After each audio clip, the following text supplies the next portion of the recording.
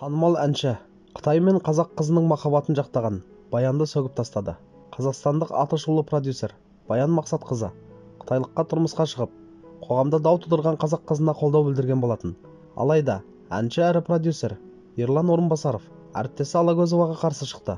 Кезінде Кончитаға да қолдау білдіргенсіз деген Орынбасаров Алагөзованың пікірімен келіспейтінін айтты.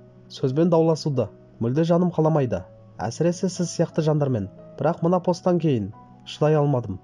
Есіңізде болса, Кончита деген гейді жақтап, менімен дауласқансыз. Сіз, оларда адам, оларда да любовь деп сөз бастағансыз. Сол кезде иман, Алла жайында сөз айтқанымда, Совет одағында өмірге келдік, онсыз да өмір сүрдік деп ақталып едіңіз.